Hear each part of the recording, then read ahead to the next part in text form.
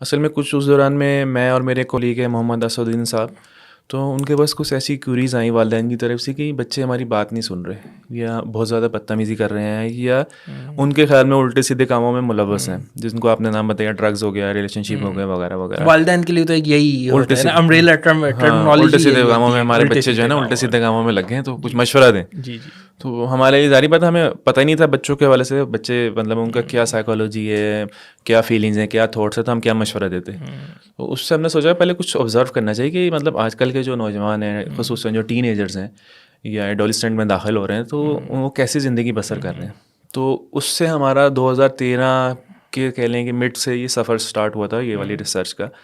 تو سب سے پہلے جو ہے ہم نے آبزرو کرنا شروع کیا مختلف ایسے ٹچ پوائنٹس پہ جہاں پہ ٹین ایجرس موجود ہوتے ہیں. جیسے صبح کے وقت میں اگر آپ دیکھیں کہ چائے کے ہوٹل بھرے ہوتے ہیں، زیادہ تر اسکول بیگ لیے اور یونیفارم پہنے ہوئے وہ چائے ناشتہ کر رہے ہوتے ہیں. تو یہ ایک ہمارے لیے جو ہے نا ایک انسائٹ تھی کہ مطلب صبح گھر سے ناشتہ کر کے کیوں نہیں آ رہے ہیں، یہاں پہ بیٹھ کے کیوں ناشتہ کر رہے ہیں. اچھا، دوسرا جو ہے کچھ انڈور اسپورٹس کے اس کے پوائنٹس ساتھ وہ ناشتے کے ساتھ کوئی ایک اور کام بھی تو کرتے ہیں وہ.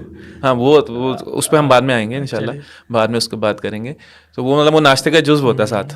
صحیح. ٹھیک ہے، بلکہ 2-3 جزو ہوتے ہیں جو مطلب ساتھ جڑے ہوتے ہیں. مطلب ایک اسموکنگ ہو گیا، پھر اگر آپ مجھے اجازت دیں کہ بچی سے بات کرنا، تو مطلب وہ پورا ایک ڈسکشن ہوتی ہے کہ وہ سب کر کے اس کے بعد وہ اسکول جاتے ہیں اپنا پورا سلیبس پورا کرنے کے بعد. تو آبزرو کر رہے تھے انہیں اس طرح کے ٹچ پوائنٹس میں، جیسے مالز ہو گئے یا جو تفریحی مقامات ہیں، یہاں پہ نوجوان بہت زیادہ ہوتے ہیں.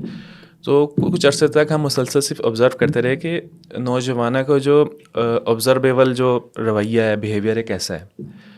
جب ہمیں پتہ چلا کہ ہم نے کچھ جو ہے نا پوائنٹ نوٹ کر لی کہ ان میں یہ مخصوص طرح کے جو ہے بیہیویئرل جو ہے نا ایشوز بظاہر نظر آ رہے ہیں، یعنی ہیجانی ہے اور بے چینی ہے، ایگریشن بہت زیادہ ہے، ایک دوسرے سے لڑائیاں بہت زیادہ ہیں، اور تلخ کلامیاں بہت زیادہ ہیں، اور مختلف چیزوں پہ جو ہے نا ہاٹ ڈسکشن چل رہے ہیں ان کے. تو ہم نے اگلا پوائنٹ پر سوچا کہ مطلب یہ کن باتوں پہ جو ہے اتنے ایگریسو ہیں، کیوں ایک دوسرے سے ان کے مسئلے چل رہے ہیں، ہاتھا پائیاں ہو رہی ہیں، لڑائیاں کیوں ہو رہی ہیں. اس پہ ہم نے کچھ بچوں کو جو پھر کانٹیکٹ کیا اور ان کے ساتھ فوکس گروپس کیے کہ بھئی ہم جاننا چاہ رہے ہیں. تھوڑا سا ان کو ہم نے ہلکی پھلکی رشوت دی کہ بھئی آپ آئیں، ہم آپ کو پیزا کھلائیں گے اور سینڈوچز کھلائیں گے، اچھے اے سی والے ماحول میں بٹھائیں گے. تو آپ ہمیں بتائیں کہ مطلب یہ آج کل کے نوجوان اس بیہیویئر کو کیوں اپنائے ہوئے ہیں، کیوں اتنے ایگریسو ہیں، کیوں اتنے لڑائی جھگڑے کر رہے ہیں، کیوں اتنے بدتمیز ہیں، والدین کی شکایت کیوں ہے اتنی زیادہ. تو وہاں پہ بچوں نے بہت مختلف طرح کی انسائٹ دیں، جن سے پتہ چلا کہ جو موجودہ جنریشن ہے اور جو آنے والی جنریشن ہے وہ کیوں اس طرح ڈیولپ ہو رہی ہے.